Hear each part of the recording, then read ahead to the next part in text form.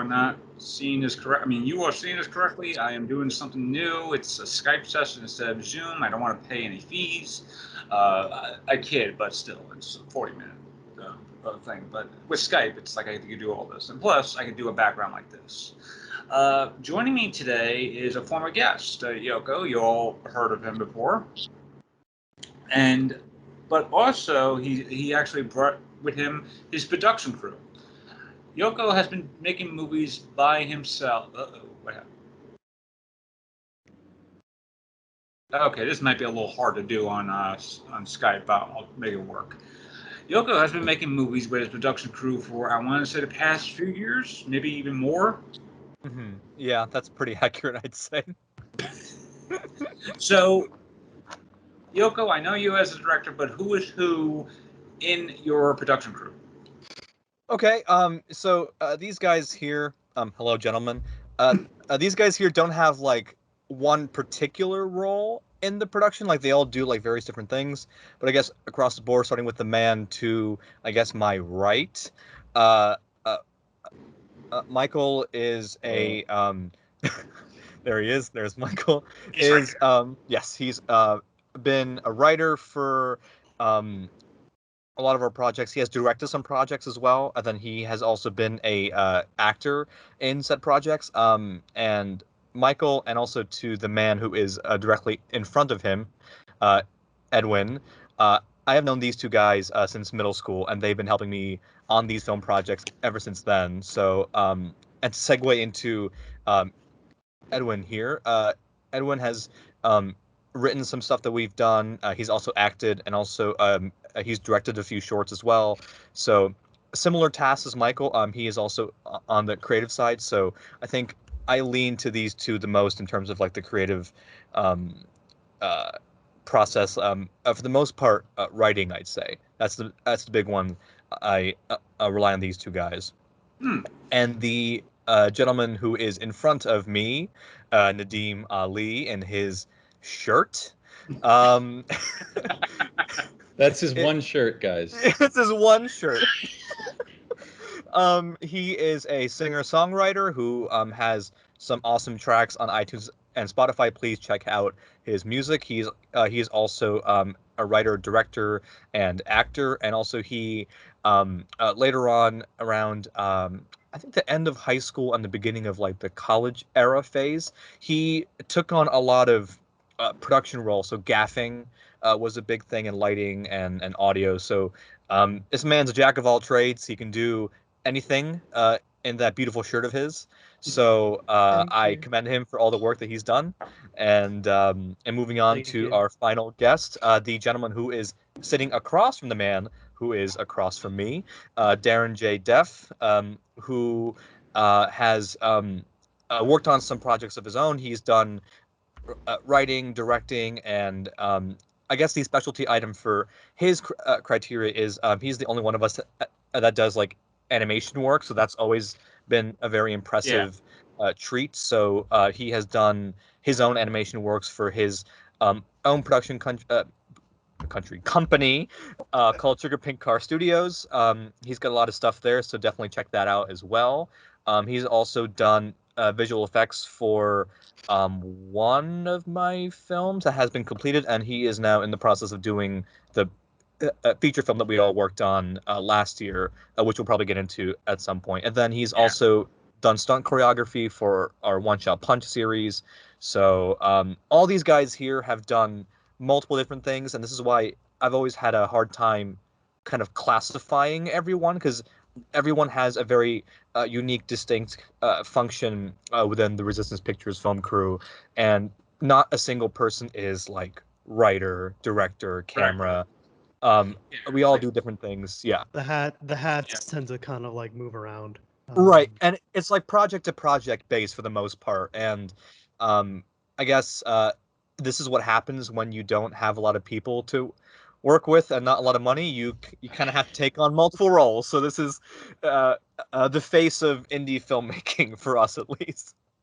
Yeah. Now, how did you all come together as a group, or did you just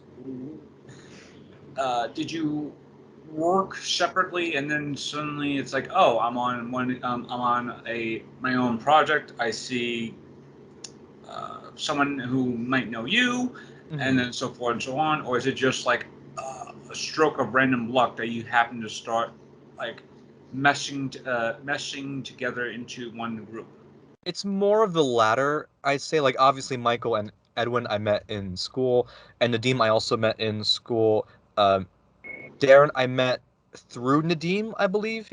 Yes. So it's all kind of like strokes of luck kind of thing. And also, like, there is a hypothetical world, I guess, where I meet these guys and they might not be in the film industry. So that too is also kind of a stroke of luck that all of us had an interest and a want to enter the industry. So Yeah. it is kind of like a stroke of luck kind of thing. Uh, Yeah, in terms, I think a factor too is that like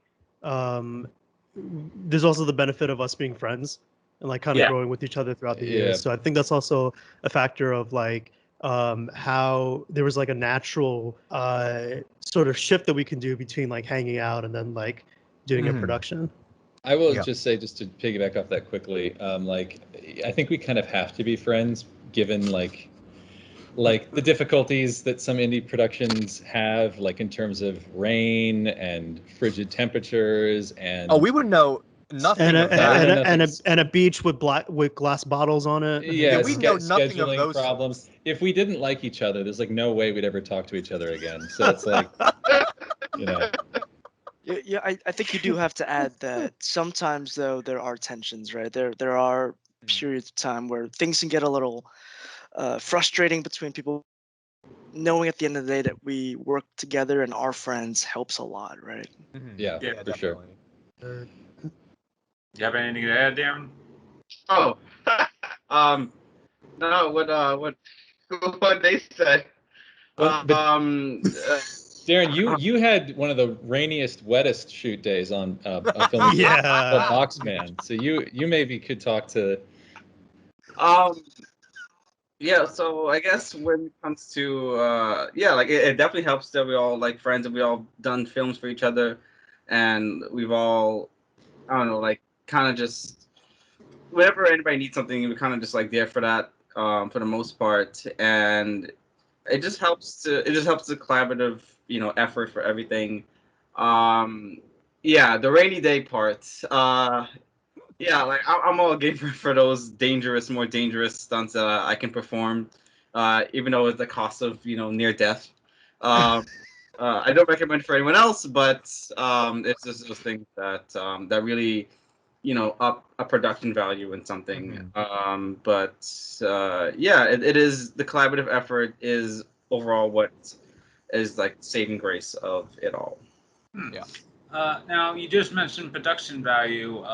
When someone has, say, hey, I got an idea, I want to do a short film, who is the one that says, like, who's the one that comes up with the production costs and stuff like that, too? It's like, do we have a camera that we could use? Do we have a locations and so forth and so on? Because I know in a production crew, there's usually someone, especially when I was doing short films in college, there was always that one guy or one girl or one person just essentially cost managing everyone, saying, hey, okay, we're doing that one shoot day in the library.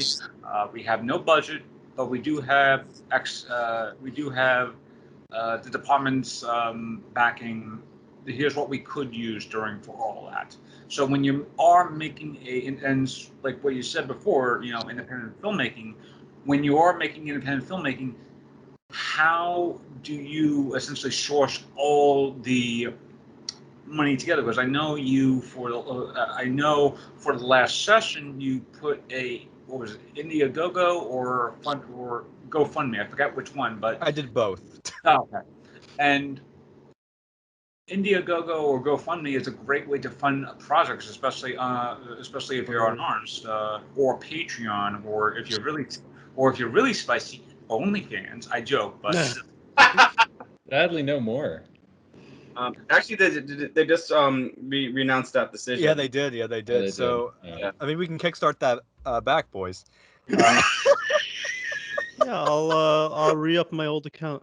Oh my God. Jesus Christ. All right. Okay. All right. Okay. I'm just kidding. We support such we work. have we editing don't have any capabilities ML. on this, right? Yeah, editing will be like. Oh, thank God. Thank Cool. But yeah, when you have, all kidding aside, when you do have a function like a Patreon, an Indiegogo, a GoFundMe, helping you into creating this budget for essentially a project of yours, especially if it's like a minute project that only needs, like, say, a few film days, but the bulk of everything will probably be like, I need a camera that feels real, but we don't have it in our own budget. So when you're essentially scrounging up money for your own project, like, what are the, like, who's the one that says, okay, I got you guys, don't worry. In terms of managing all the resources, or like gathering the money together. Yeah. Managing all Both the. managing and gathering. Well, That's Yoko, do you wanna? Yeah. Yeah, go ahead, Yoko. It is Yoko, actually, at least from the last session on that part. Yeah. I guess just speaking on at least the projects for Resistance Pictures, at least like just my own endeavors. That's all mostly from out of my pocket. Yeah. And most of the videos on our channel are films that probably max have like at the most probably like $200 probably. I think the Blade Runner one might be Not the most including expensive not one. including gear and the like. Yeah, and Blade not Runner including gear. Yeah, not including gear. Yeah. But like some of the short films, like for example, Boxman that Nadeem and Darren are in, I only purchased the box that Nadeem is inside of, but that's the only production cost that I spent. So, for the most part, for these short film endeavors, at least as of now, they have been very minute in scale. So I try my very best to write stories that we could potentially film with the resources that we have. So there isn't any like script that says like interior spaceship, like we're not at that level as of right this moment, but hopefully soon. Well, one day soon, hopefully. But for last session, at least, that was mostly out of my pocket. I did raise some money on Indiegogo and GoFundMe. However, that wasn't enough to cover the cost of the film, unfortunately. But the rest of it, I just covered on my own end. And so, yeah, it's always tough financially to gather the resources, but I always try to just make the most financially safe choice as I can, because obviously I'm not made of money. I think we're all in the same boat of like starving artists, sort of. So we try to create films and projects that we potentially can make with the little amount of resources and money that we have, and also time as well, because time is also very integral, because obviously all of us are working and doing other things, so it's incredibly difficult to schedule time for us to make projects, but we try as much as we can, depending on the importance of the project. For example, like last session was a higher priority over other projects because this is a movie that had money behind it, and it was our first feature film, so there was a lot of things that were going into that it wasn't going into, for example, say, like The Boxman or A Woman's World. Those are more smaller scale productions that are more kind of just for um, my own creative endeavors and just for basically practice in a way. Like the short films on the YouTube channel are a method for me to experiment different techniques and different styles.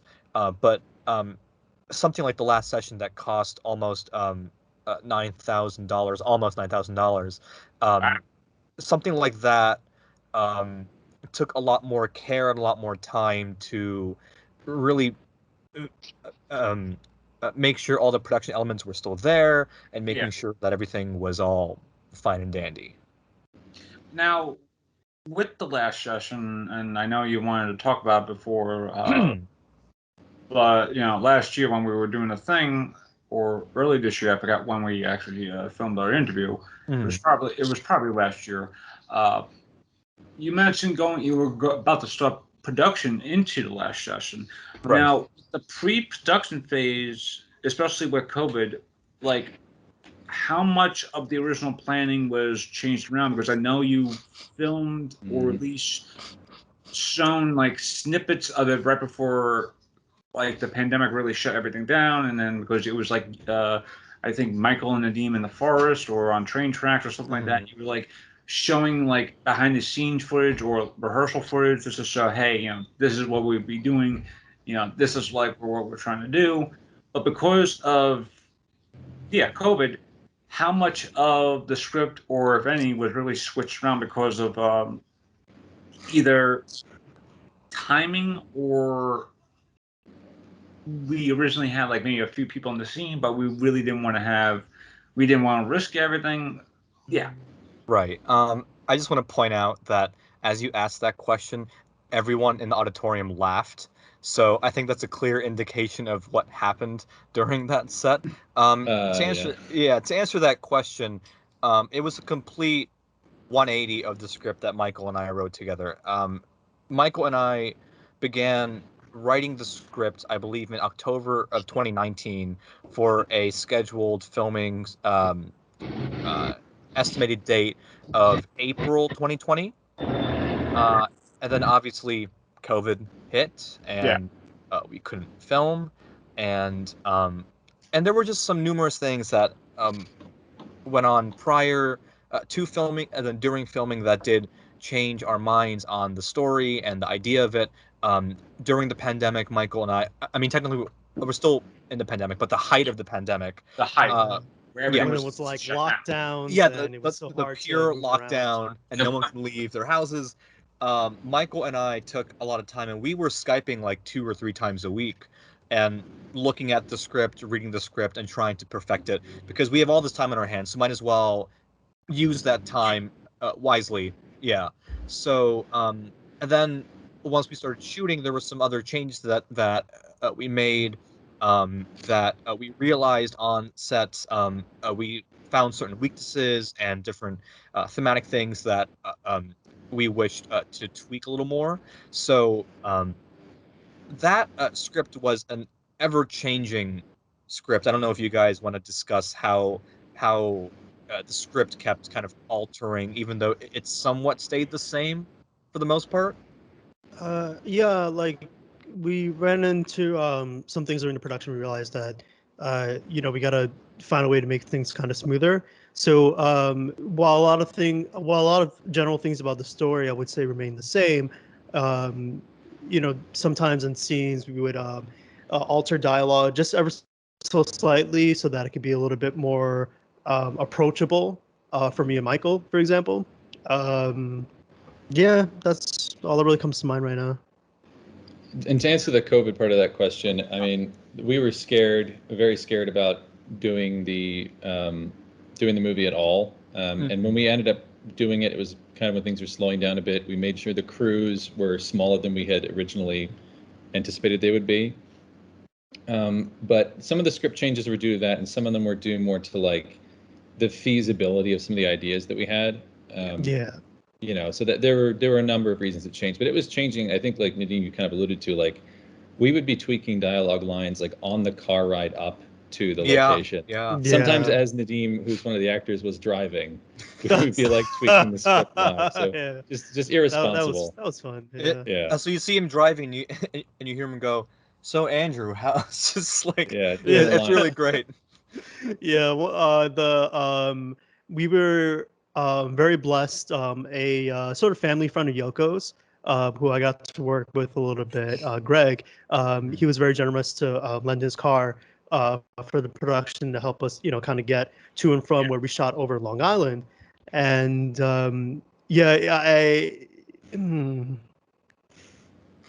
the car could use some work. Let me just put it that way. So it made driving it around a little bit of a challenge, but a fun challenge to do that. And exactly as Michael said, sometimes we would be altering like lines, sometimes on the day of shooting, just to make sure that we're doing the best performance that we can, like given where our own interpretations of the characters. We had a G drive we were using to modify any of those like line changes. Yeah. I don't know how to conclude that. You can cut that out. You can cut that out. Nice. Actually, picking up on that, Michael, Yoko, since you were both the screenwriters, and this was your first feature to, a full first feature film to write, what was the challenges that you had compared to writing a short screenplay, which is probably like maybe 5-10 pages long, compared to like maybe something that's probably like something that you wrote to like say 140 pages long, or 100 or 110. Michael? You want to go? You want me to go first? You wanna go Yeah, first? yeah. Go ahead. Oh, well, so it's a huge difference. You have to be able to sustain, whether it's 120 pages, 140 pages, sustain a story, sustain audience interest, and I think audiences are generally way more forgiving if they're watching a 5-minute short film or a 10-minute short film to see it through to the end. But you lose somebody, I think pretty quickly if they understand they have to watch another hour of this or hour and a half of this if they're not liking it. So the big thing was kind of making sure the characters and their motivations were, and the obstacles that would come up, the surprises, would be enough to sustain an entire movie. And we actually wrote an incomplete but nearly full feature film script for a completely different movie that we didn't end up doing before this. Yes. And that didn't really work because we didn't really consider those things of like, how do we make this last? Like, why is this character doing X, Y, and Z? And by like page 60 or 70, it just kind of like fell apart. So yeah, that's kind of the big takeaway. It's just like making sure that it's interesting and that it's working, which I think we hopefully did for last session. And our new movie that we're scripting and about to go in production, which I feel very confident about, Citizen Khan, I think has a great script. So keep an eye out for that. And piggybacking on what he said, just real quick, I wholeheartedly agree that it was so difficult to construct a narrative that was engaging through and throughout, and again, like Michael, like you were saying, to keep the audience there for the runtime of the film. And the biggest challenge that me and Michael were facing during the writing of the film is the fact that it's such a heavy subject matter that it was very taxing on the both of us emotionally to get into the mindset of the characters that were being written and to understand the emotional complexities of the characters. So I sincerely hope that we've done it justice. I think it's something that I won't 100% know until I see the final cut of it. Yeah, but I do think that it was a huge challenge. And Michael, you alluded to a previous short film idea that we had, Or feature idea. Feature film, yes, a feature film idea that we were writing at the time that again like fell through around page 70 because the idea was good, but we didn't have an idea of the narrative structure of the film. But for last session, we mapped out everything. We made sure that all the character beats were intact, and plot A goes to plot B and C and D, and hopefully all those things are fully realized in the cut that we see. But yeah, it was such a hard challenge to write this feature film because of the fact that it was A, long, B, a heavy subject matter, and C, because it was so difficult to apply all of the thematic and emotional beats of what we needed to have the story do within this script. Yeah. When you say emotional heavy subject, that could be like a number of things. And I know that the session is about a man speaking to his psychiatrist or therapist when without really giving it away. What could you really say what the long section, the session is about without really spoiling the fact, as best as you, and as best as, and this goes to anyone, as best as anyone could actually put it without really spoiling. So the last session is about a man who kidnaps his therapist and forces him to perform a final therapy session, hence it's called The Last Session. And the film's narrative structure cuts from the present day sequences, and then it would flash back to prior sessions, so we can see a glimpse of how the other previous sessions went, to inform what the character wants in this final session. So it jumps back and forth between the past and to the present, and without giving it away, Michael's character, Andrew, has a very troubled past, and he's still trying to get a grips on said past. And through doing this kind of criminal action by taking Nadeem, his character, into the woods, they start to realize that they're able to connect with each other potentially, and the drama of the film is the relationship between the two of them and how unstable it can be. So there are some moments of serenity, but some moments of pure hostility. It's a film that's meant to keep the audience on their toes and figure out what exactly is going on. So the main surprise of the film is basically the relationship between the two of them and how that relationship is moving forward through the story, and it'll take some twists and turns along the way. If anyone else wants to elaborate on the film's plot without giving away any spoilerish details. I think that's the answer. No one wants to do it. That's the answer. But I am. Yeah. Huh? Huh? Oh, was Huh? someone speaking? Nadeem, did you say something? Yeah, it's a story about there being stakes between two people, and how much these two different people realize that they have commonality throughout this situation. To kind of add on to what Yoko said. Yeah. If I can add a little bit too, it's like in a way about the unraveling of certain truths that Yeah. comes with. Absolutely, yeah. Yeah. So that would be like that's way to say. And how the truth is hard to deal with sometimes. It's hard to face, but we have to face it in order to find our true self. Yeah, Now, exactly. Nadeem, Darren, and Ed, when you got this project together, and like, what was your reactions to essentially reading the full script? Because Nadeem, you'll be starring it. Michael, you'll be starring it. Who wrote it? And I figured, since we got the information. Well, we got Michael and Yoko's thoughts. Like, how did you three think compared to when Yoko and Michael said, "Hey, we got an idea for a full movie. It's about a therapist who was kidnapped by his patient. I can't really say what more." Compared to the final product, when you finally got the script and go, "Oh wow." Just very quickly, interestingly enough, I called Michael and Nadeem over to a Starbucks when I first had the idea, and I just told them. I You remember that? Like, I told you Yeah. guys the whole pitch for it, and then Every time you tell me an idea. and then these two, after I say the idea and I say, I want you to play this character and you to play this character, what do you think? I was met with like 10 seconds of like pure silence. And I was like, oh, that's exactly what I want to hear. But anyway, When you told me the trick for the next one we're doing, I also like gave you 10 seconds of silence. that was more like almost 30. Yeah. So. But anyway, Nadeem, and the three of you, go ahead. I'm sorry. Yeah, no.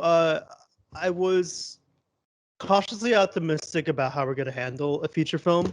I think that was the thing that was most going through the back of my mind because unfortunately, well, for either better or worse, I tend to think like a producer. Insofar as you tell me a project, the first thing I'm thinking of is like 90 minutes, like what type of camera we're gonna use, do we have a location, do we have like a budget for this and whatnot. So, and we had done a lot of shorts before, but this is our first time really attempting features. So I was like, this seems like the logical next step in our journey into the industry. But there was naturally like this sort of like tension that I had amongst myself of like, can we do it? And is the script something that would it require like a like thousands of dollars of money just to have into the budget. But then we get the script and I'm reading through it. We did a table read together, and I'm like, oh, this is something it's personal, and it's a story about characters. It's not necessarily a story that involves action, a lot of action and thrill. There is, of course, action and thrill, but I was just really pleased to see that it was like a character study. That could be a bias because I like those types of films. I like films that are more about like character and interactions. So once I saw the script, I was like, you know what, this feels like it's happening. Like this really feels like it's really happening, and that we're gonna have a good product at the end. So that was like my reaction to like reading the whole script after knowing the concept that we had in mind and knowing that I'd be playing the therapist and that Michael be playing the patient. I've got to just add, I think taking like a macro view and taking a step back and kind of seeing these two beautiful gentlemen over here kind of growing in the filmmaking industry. You watch some of the older works and you kind of watch an evolution of art kind of grow over time. And as you're reading the script, you kind of form the images in your head, the certain transitions that he's kind of described, and it's just amazing to see how far they've come into creating such. You can see the progress throughout different stages of the filmmaking career and Resistance Pictures or Resistance Productions, and it was just pretty cool to see how far they've come all this way. Thank you, Edwin. Your skin looks really good, by the way. we've still got the Texas afterglow of light. Apparently. I know it's looking good. Looking good.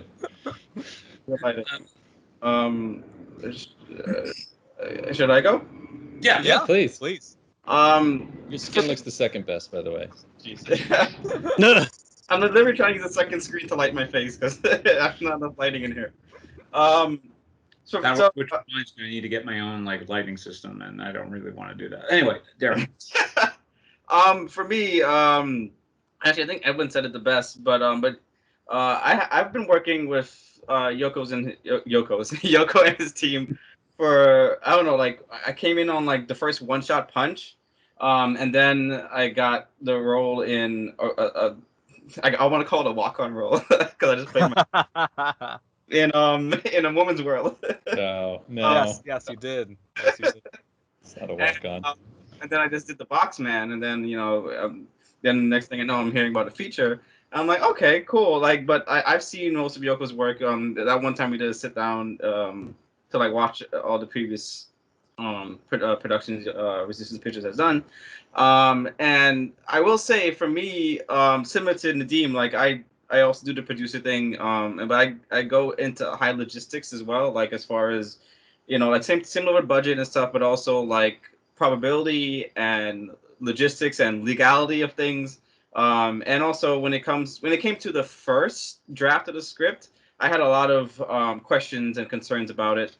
And then I have them because like I care about the product, so I want Yoko to make the best project he can. So I'm definitely, I think, one of the hardest people on Yoko about it, for good reason. And I was happy to help him with the entire project and still doing the visual effects on it. Mm-hmm. So I've been learning a lot of visual effects for the new aspect of the last session that we're doing, and it looked good. Now,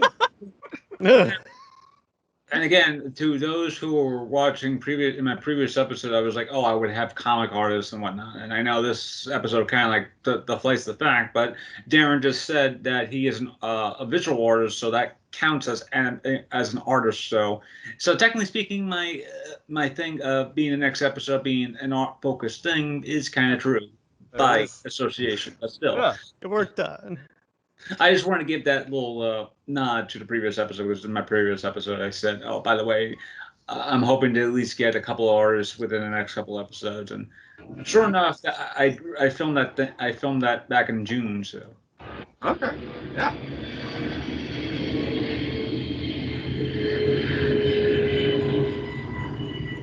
Do you mind if I use the bathroom while that plane goes by? Just very quickly. Let's go. Ben Sorry. is gone, Yoko. Oh, damn. Never mind. Go ahead. Interestingly enough, We had some problems with planes. we were Yeah. Yeah, when we were filming last session, we were out in this big like park area, and we'd scouted it like 2 or 3 or 4 times, and it was like beautiful and quiet. And when we appeared on set, all of a sudden, like every other take, there was just like a small, incredibly low-flying plane just ruining the audio. And like we looked, and I guess there was like either like a training place or like a small airport that we had no clue about. So look for local airports. I know which one you're talking about. I forgot the name, but it's like a stone. Well, I wouldn't say it's a stone's throw away from me, but it's like a few miles away from me. And I know Yoko was like, "Hey, Brian, we'll be able to make it out to this park," and I was like, "I could probably do it," but this was also during the height of the pandemic, like slowly starting to slow down, but they haven't really issued out vaccine shots and stuff like that too. And I was still nervous about going on to the public transportation now that I do it like regularly to go into places now. And I know exactly what Floyd Benesfield, there we go. I'm not sure if it's the same one they were talking about, but Floyd Benesfield is basically an old aviation. I'm not sure if it's still in use, but it's basically an aviation. Oh yeah, that was for a piece of the film that we had to change location, and Darren came in the clutch on that day, and we were able to use his dad's warehouse. But that day on Floyd Benefield, we were supposed to be filming out there, but they kind of like kicked us out early on. It was unfair.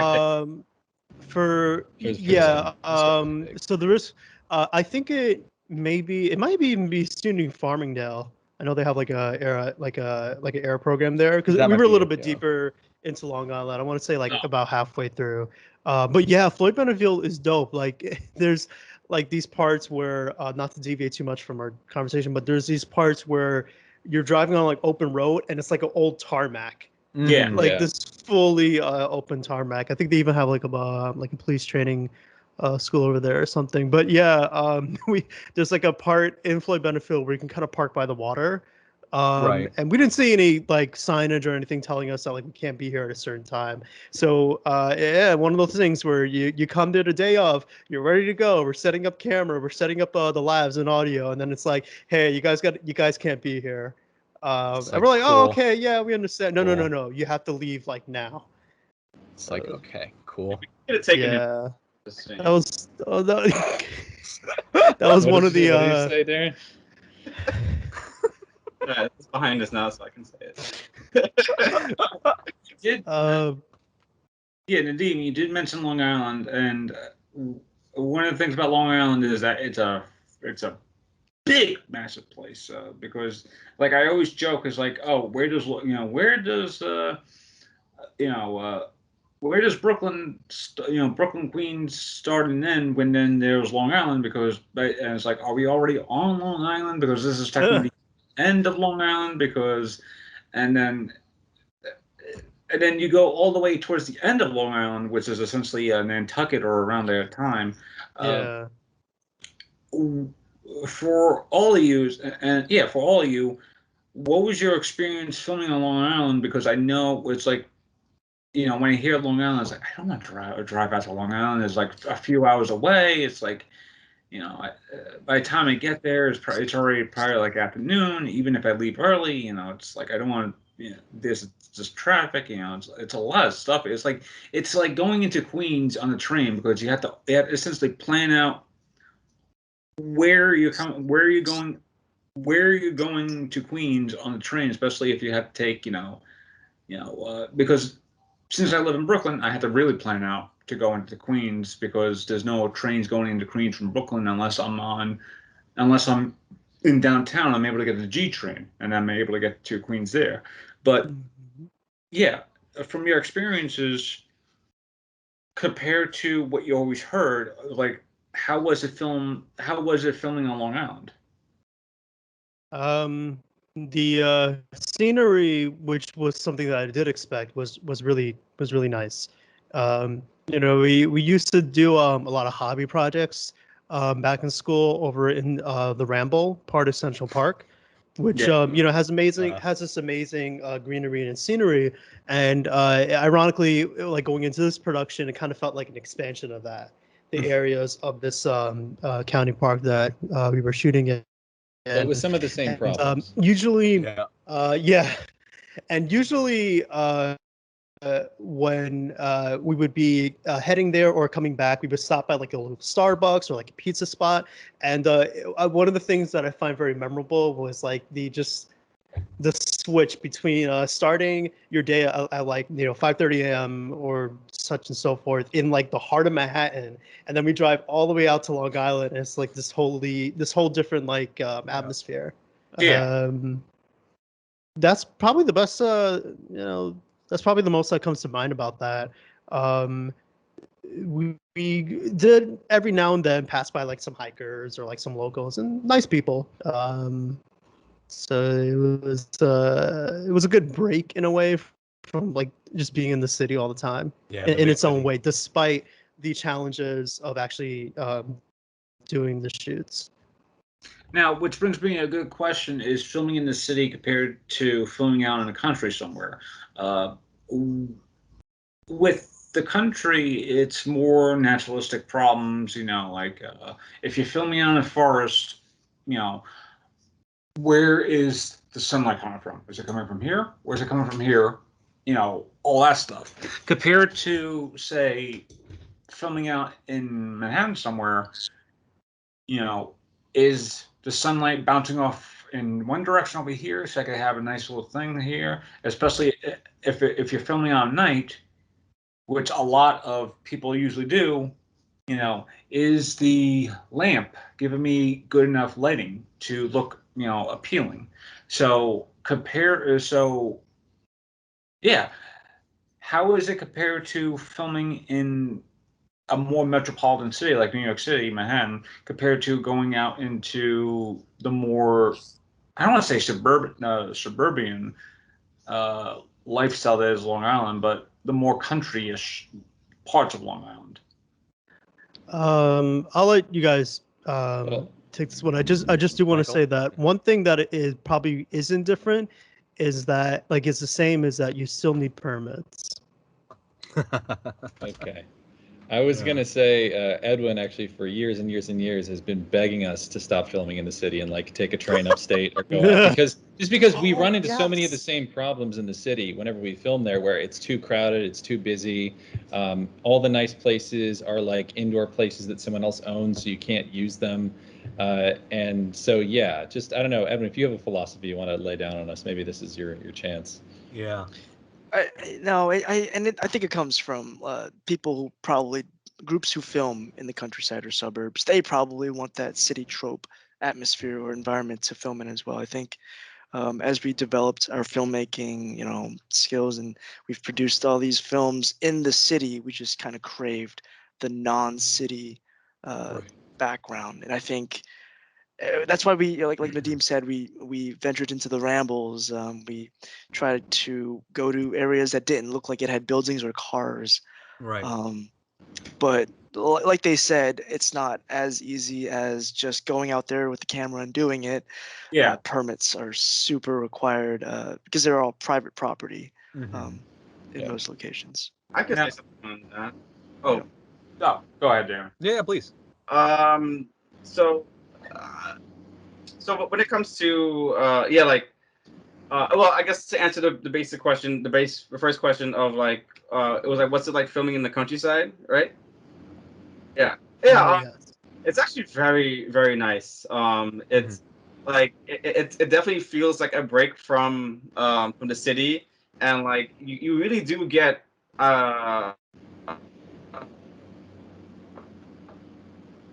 He froze. He froze. Okay.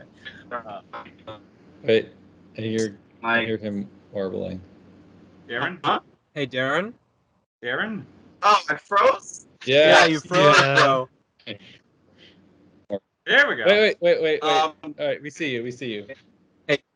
Oh no. What happened? I'm back. Yeah, Yeah, you're Yeah, back. you're back. You're Okay. back, yeah. I'll be less animated. That takes a while. Yeah, it is nice. It is very nice. It's just definitely a traveling there. With like the 1 or 2 cars we were able to get, but the people that came out to drive us. Shout out to the additional driver, Nari, for coming out from Long Island to come to the city to drive into. I know, from New Jersey From into New New York. Jersey, yeah. Yeah, Like shout out to deep Nari. Jersey too. Peter Yeah. Lewis also did some driving. Darren, you did some driving. I mean, And Sean also. yeah, all the drivers. Yes, because it was quite a trek. But when it comes to like the future of filmmaking for me and permits, they're actually quite easier to acquire than I expected. Actually, depending on some variables, you can actually get them for free, and like it's more of just informing the locals around you and any like particular authorities that may or may not consider it dangerous for you to film there. It's kind of like you can actually get the permits that you need for particular shoot dates, as long as you can just say like this, like you can actually prove it that it's not going to be a dangerous shoot or again anyone's way, that kind of thing.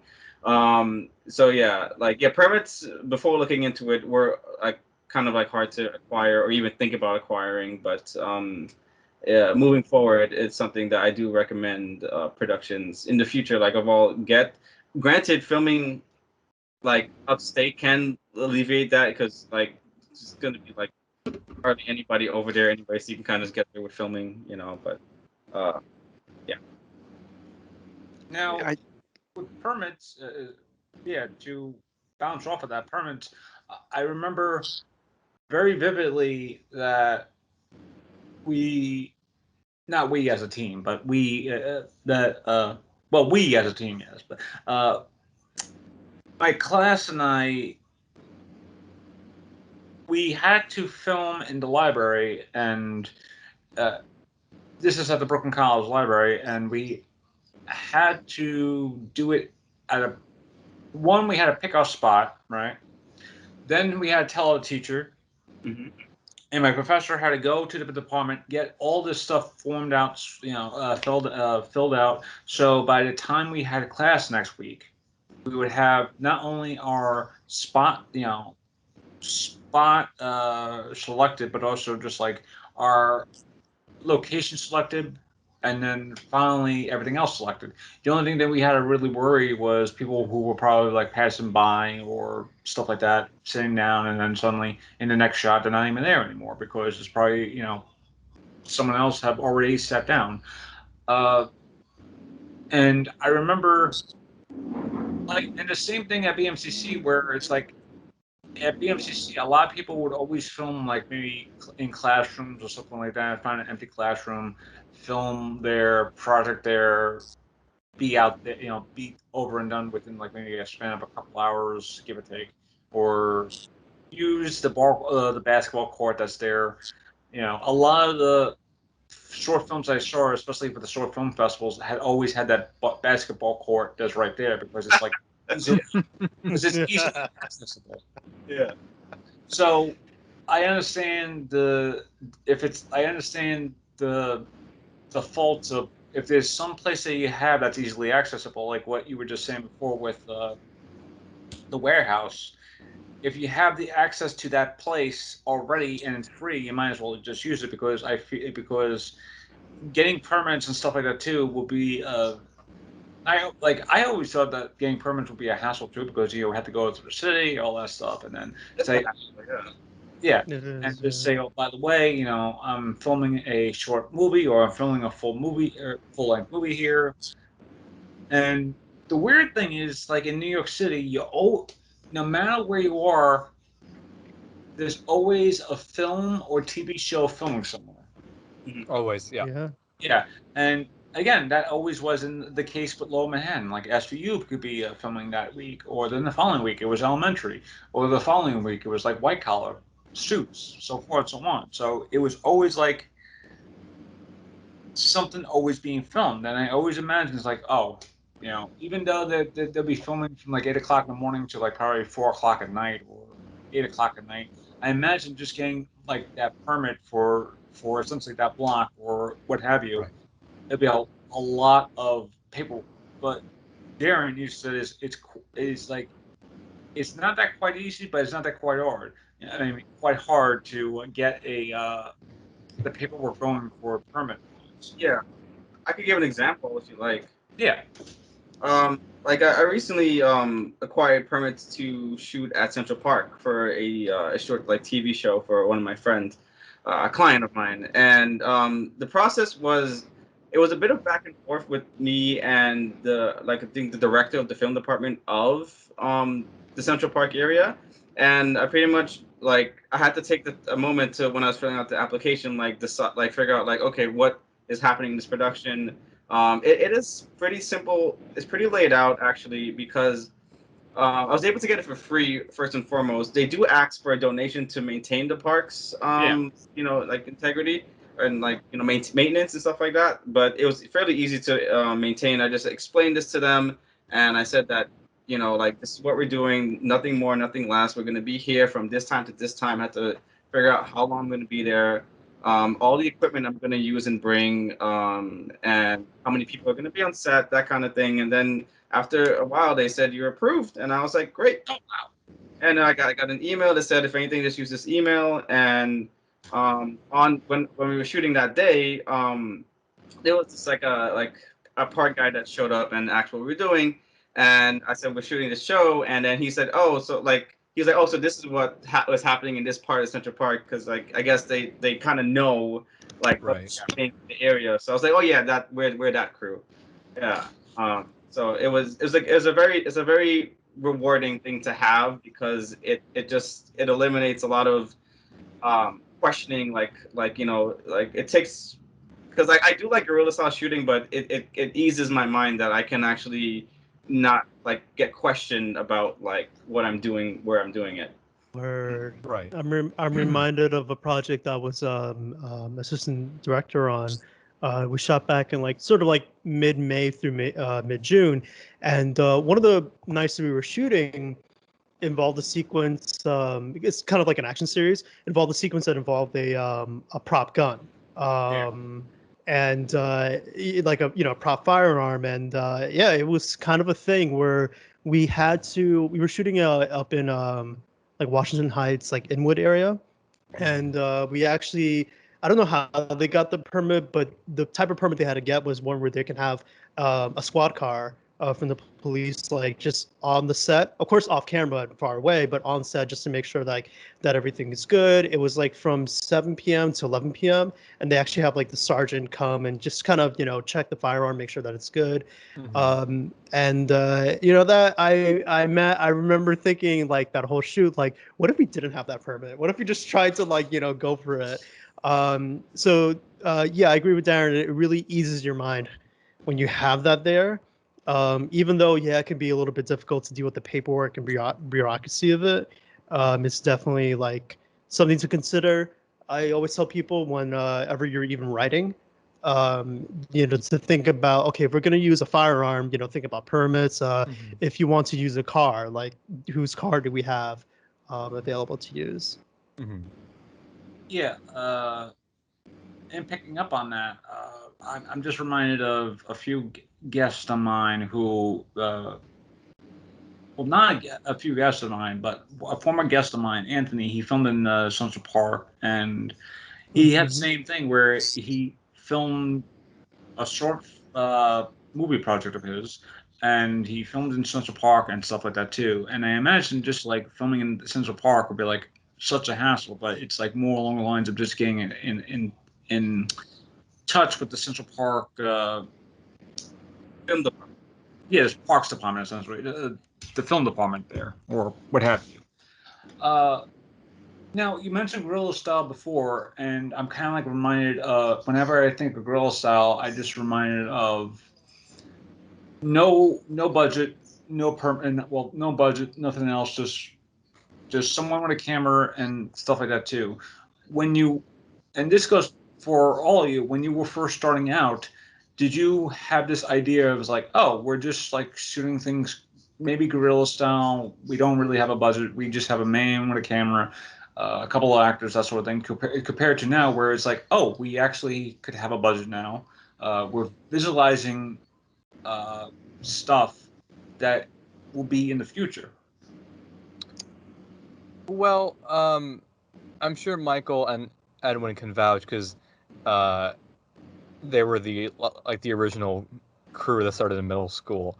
But back in those days, in like the early high school days, I don't think we had a clear idea of if we were going to be seriously doing film or not.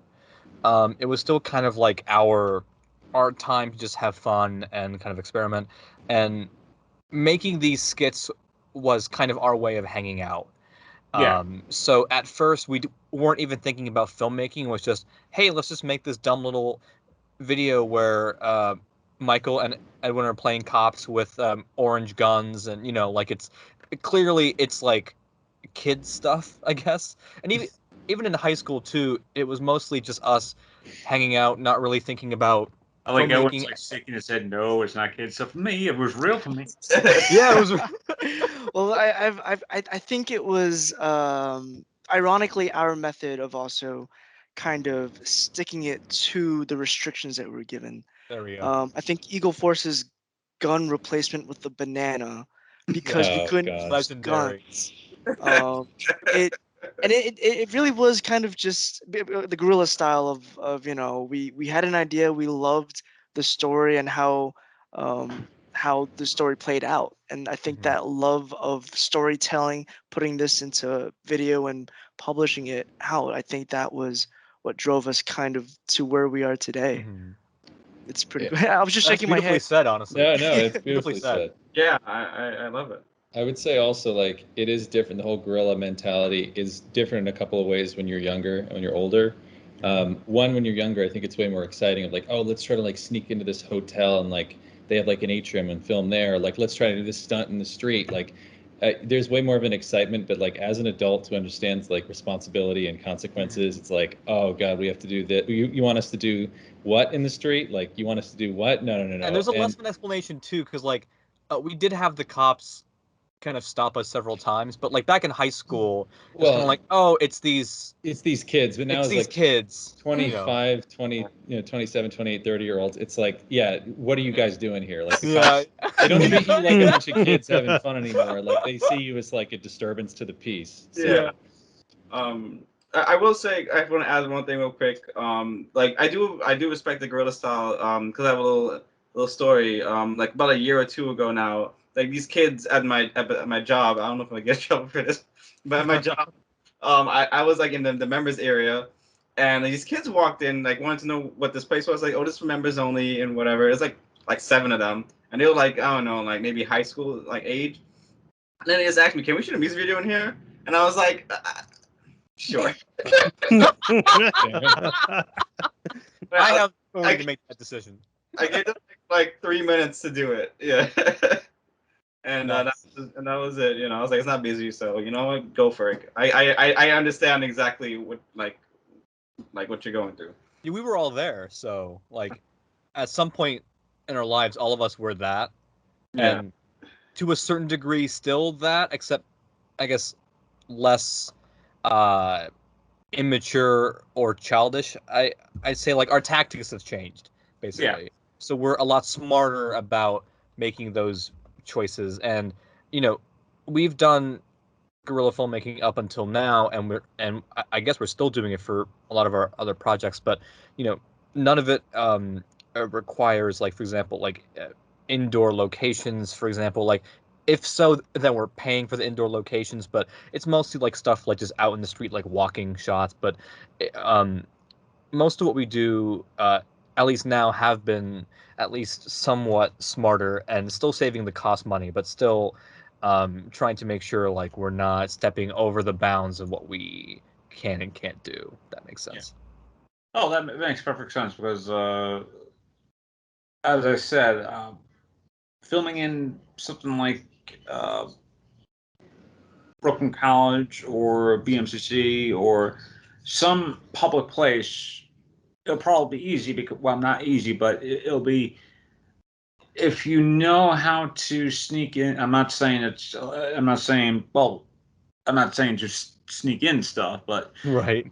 but when you are making a film and you do want to use a place that you know, like with Darren and his place of business or whatever that may be, and then saying, hey, I have an idea. I want to use this place for at least a few minutes.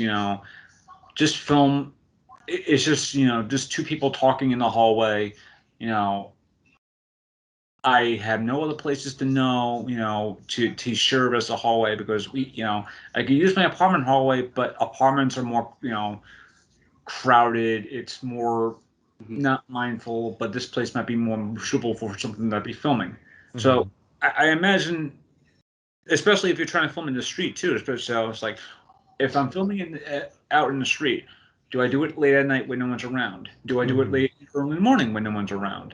Do I do it early in the evening where some people are around, but they just not mindful of just like people walking around with cameras or just talking? Right. Because and that's another thing about New York City is that no matter where you are, someone will have their phone out and have their phone out and have their phone out and be filming. Mm-hmm. My poor phone is getting blocked by the green By screen. the chair, yeah. Because it is in the same color and whatnot. But yeah,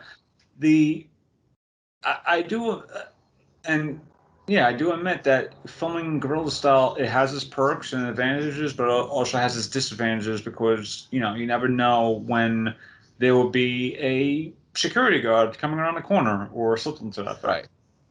Right. I imagine.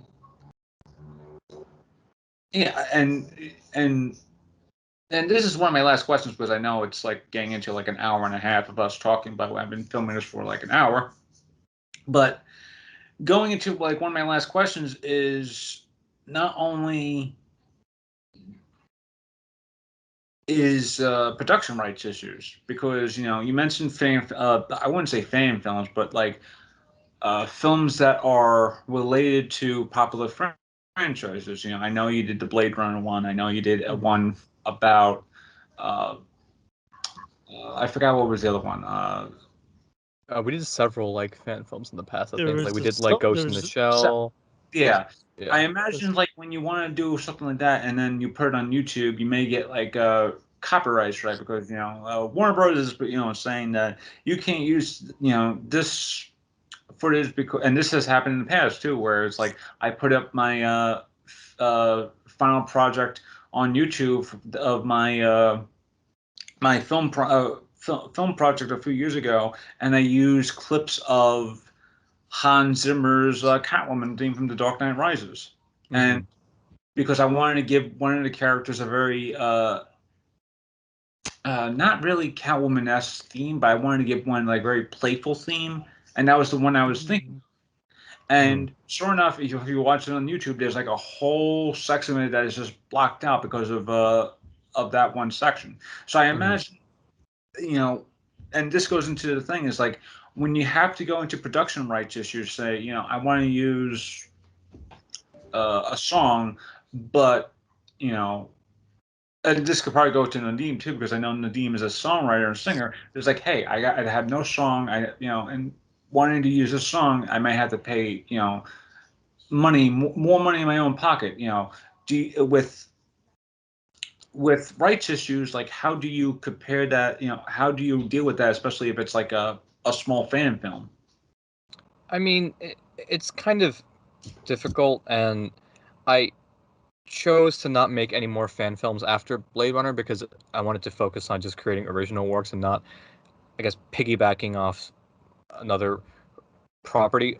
Although, like, there are so many times where I do think about, like, oh man, like I would love to do a thing related to this project or this universe or such and such. But in terms of the stuff that's copywritten, like all of the films that are, well, not all of them, but I'd say a good chunk of them that are on the YouTube channel have copyrighted material, and Yeah. it's mostly music. But it's something that you have to be smart about. I always, whenever I upload a video, I make sure that the video is not struck by any blocks or any partial blocks, for example. Like I always test it and see if the track I'm using is still okay. So I'll always create a draft that I render, and then I upload the draft unlisted and see if the copyright strikes are hit. And most copyright strikes, they'll just put like an ad in the front of your video and that's it, and they'll just kind of leave it up there, and that's totally great for me.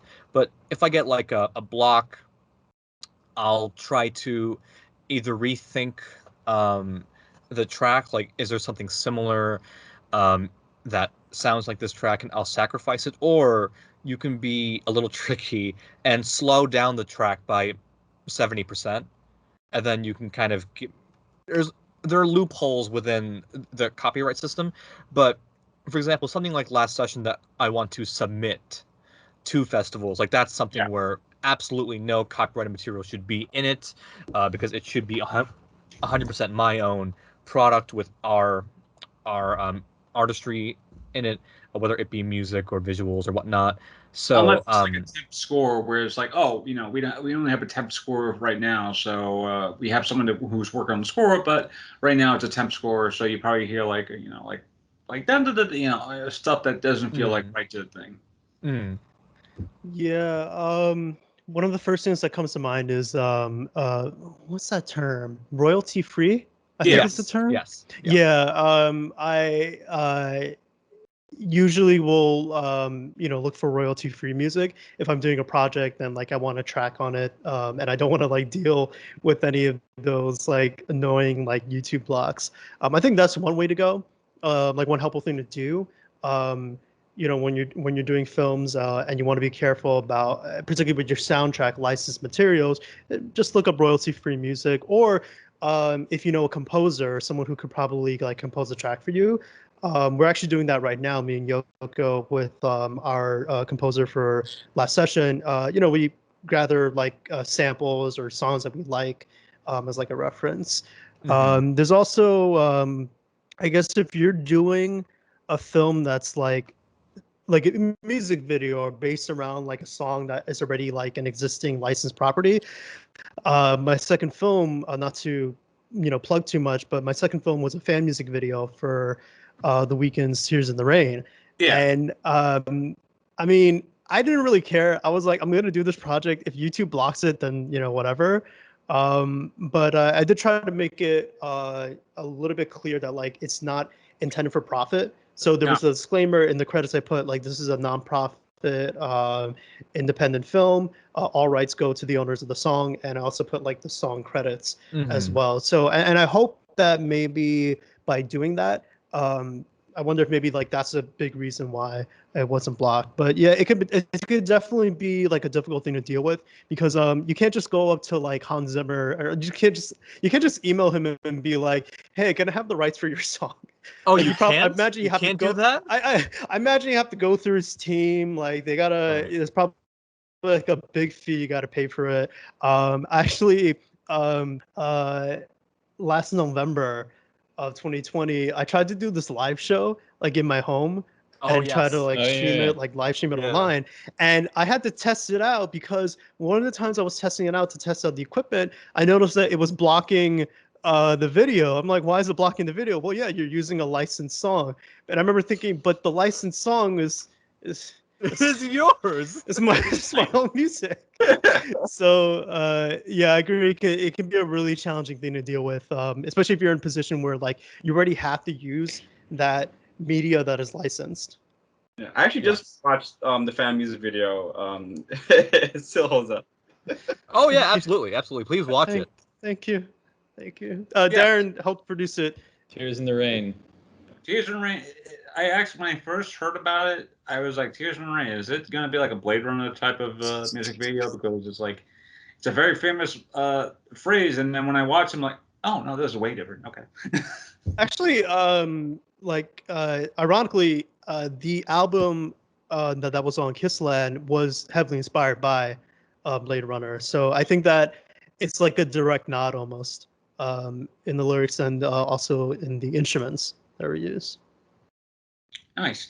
As I mentioned before, that was kind of like one of my last questions because it kind of like went straight into like the notion of guerrilla style filmmaking, and then like if you're doing guerrilla style filmmaking, is like how do you do like scores or not only that, like a temp music track or something like that, especially if you have no budget to do all that. And what I was going to actually ask again was Nadine, as I mentioned, is like, oh, you're a singer. You know, when a friend says, "Hey, I'm doing a film. Is it possible to use one of your songs?" Do you go like, that's okay," or do you go like, I've done that many times. or do you just basically go, "All right, I'll let you do I'll let you use my song, but for a fee." At the moment, it's more of like just use the song. Um, like that's really my stance right now. I think that maybe as like I go further into doing the music, then maybe I might need to like license it for a fee. But at the moment, no, just whoever wants to use it. Honestly, even if like the film that they use it for like ends up like grossing like $1 million, well, okay, hold on. Wait, Then hold I on, might hold be on. like, then I might be like, all right, let me get some royalties. I need a copy. But yeah, I guess that's something that I'll figure out more like as it goes along.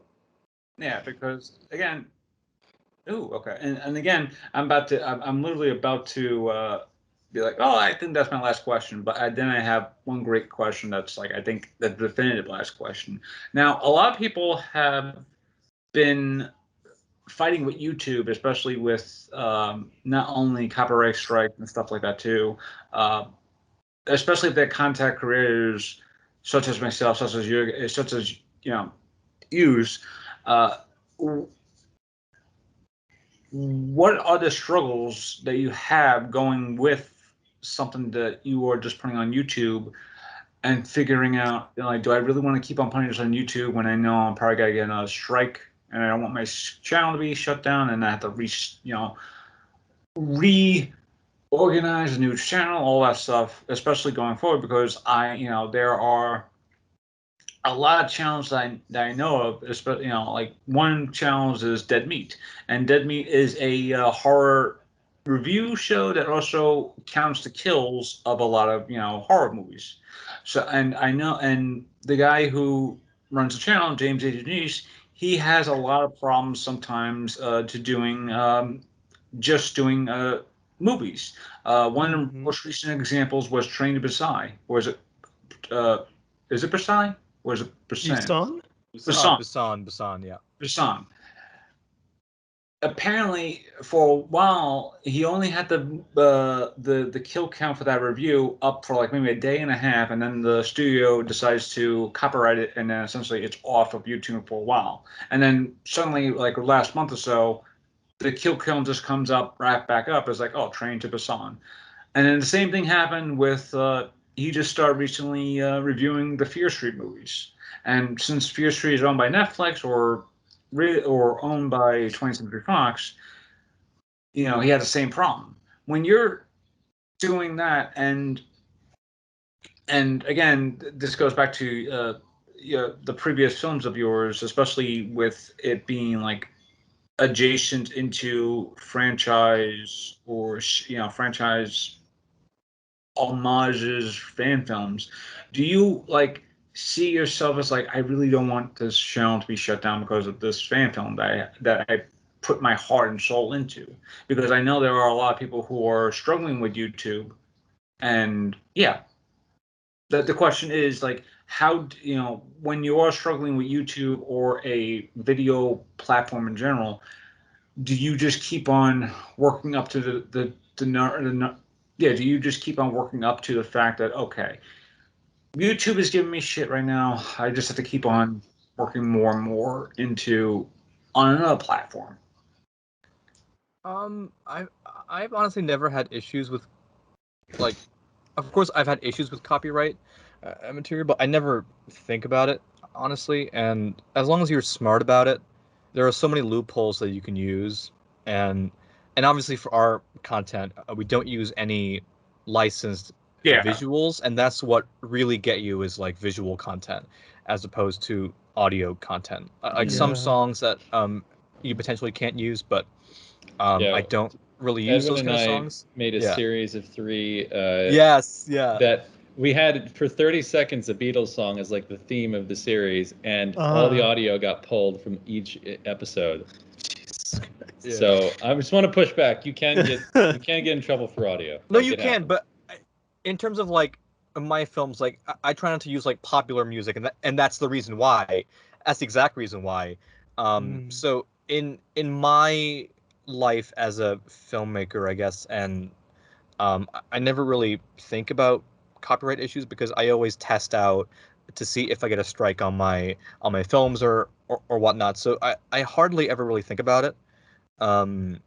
But it is, I guess, it's it's fair in a way, but also unfair to creators. And I understand both sides. I get the studio side, I get the creator side, but as a filmmaker, that stuff doesn't really, I guess, pertain to what I do in my life, since I guess even though the films that I make on YouTube have some copyright elements, they hardly ever get stricken because I don't um uh, in particular use things that can be struck down, if that makes sense. Well, No, Yoko, makes sense. I just Yeah. had to add one thing. I think at some point during the filmmaking process, throughout the years, we I think we figured out we weren't reaching the right audience, or there was some kind of copyright issue with YouTube, so we duplicated our upload also to Vimeo. If anyone remembers Vimeo. Yeah, we did.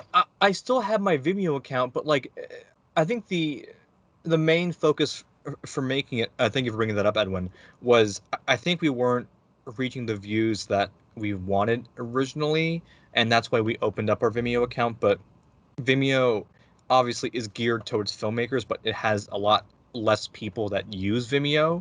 Yeah. So obviously it didn't really get the views that we want. But at this point, I know that the stuff we create is more niche. It's not like vlog style, or it's not something that popular videos are like, and not a lot of people um, YouTube short films. That's more so for like filmmaker people like us who seek out short films on YouTube. So Yeah. at some point, I realized views were going to be pretty stagnant on our stuff. So that at some point, I was just like, this can't really bother me. But thank you for bringing up that point, Edwin. That is a very good point. All right. Yeah, that's a good way to end today's episode. Now, before we all go, I do have like I usually end my interviews with 3 questions. One, it should be an easy question. Is that do you have, aside from the last session, do you have any projects that are about to be released that you want to plug? Huh? No, this guy's smiling. Yeah. Do you Go have ahead. Sorry. Yeah, do you yeah. have any projects that you want to plug that are being released soon, and do you want to talk about it? Yes. In a like summary thing, not like a whole like, yeah, I'll talk about it, and then 5 hours later we're still talking about it. Right. No. I'll keep this brief because I do tend to ramble on. So we have our second feature that's in the works at the moment. Michael and I have just recently finished the shooting script, so it's been kind of a work in progress. But we are kickstarting the filming in September, and it's going to be shooting in the last weekend of September. So that's very exciting. It's a lot of heavy lifting that we have to do, and it's mainly just about the experiences I went through last year making my first feature film. So I'm kind of using that as a way to tell this story. So this next film is not semi-autobiographical because it's not about my life, but it's about a particular moment in my life. Hmm. But Michael and Nadeem are also again starring as the main leads in the film. I I'm a can't. supporting character. They're bigger characters. No, yes, you're a supporting character, but you are also an important character. I can't reveal what who or what you play, but Nadeem's character basically is like an avatar for myself. So Nadeem, you have some big shoes to fill playing this guy, but I know you can do me justice. But yeah, that film is going to start production very soon. I'm starting to organize everything. I was able to lock down the locations for it, so I'm already starting to pay off some of the production budget and everything. So that's going to be kickstarting very, very soon. Very stressed at the moment, but it'll pay off once it's done, and I can finally rest again. And yeah, and then in the meantime as well, I guess last session, of course, is still in post-production. I'm hoping to get it finished by the end of the year because I do have some plans for its potential release, hopefully, if things end up pulling through. But yeah, I'm excited to see how last session will be. Darren has showed us some previews of some of the CG work because there are some elements that I'm trying not to spoil it, but there are some elements in last session that require some blue screen, some CG effects for certain elements of the story. So Darren has been doing a lot of the heavy lifting to make that actually come to fruition because there were many times on set, Michael, you know this, where we kind of looked at each other and we kind of said, is this possible? Are we doing this? Like, is this going to work out? Okay, I guess we'll have to. All right, I guess we got to do anyway. I guess we're doing it.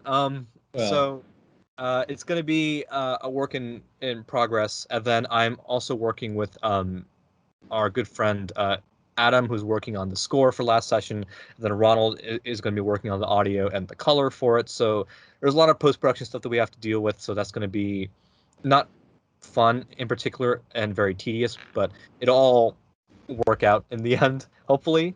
But that's the two main projects I have going on at the moment is last session in post-production, hopefully finishing by the end of the year, and our second feature, Citizen Con, which will kickstart in September. So you two start memorizing your lines, please. Already on it, man. I have the script good. right here. Yeah. Oh my god. I don't have the script in front of me. Not right now. Good. Now, does anybody else have like a project you want to plug? I know Darren has Yeah, sugar. Darren's got stuff. Yeah. Yeah, Darren has always got stuff.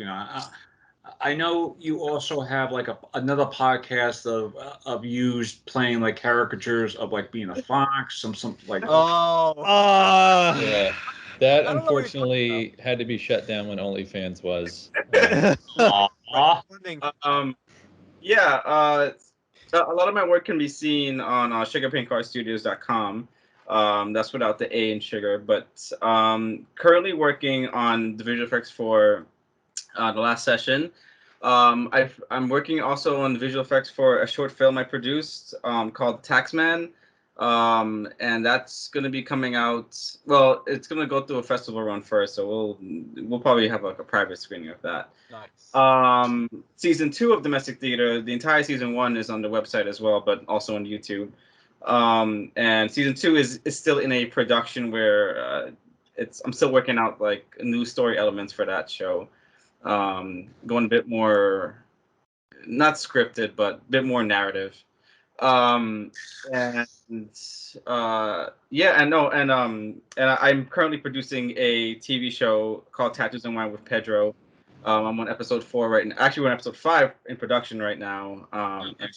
And that's a consistent thing. I have 3 more episodes to shoot of that, and finish up before that season's done, and then that's it. Nadeem, do you have anything that you want to promote? Because I know you have your music and. Not at the moment. Right. For now, I'll leave it as is. But please check out his music that's already up now on iTunes and Spotify. It's all very, very good. Thank you. All right. Michael, Edwin, do you have anything else you want to promote? No. I mostly the Yoko stuff. Mostly Yoko stuff. Mostly Yoko stuff. He's directly tied with a lot of the work that I'm doing. Yeah. That's a good way to end this episode. Honestly, if you need to follow, you do need to follow this group of great filmmakers. That's just not me tuning their own horn and whatnot, but they are great filmmakers all by themselves. As always, my name is Brian M. Davis. You please be well, please be safe, please wear a damn mask, get vaccinated, what have you. Let's just end this crazy nightmare so I could actually do this stuff on location, maybe. I'm not sure. But yeah, thank you all, and I bid you all adieu.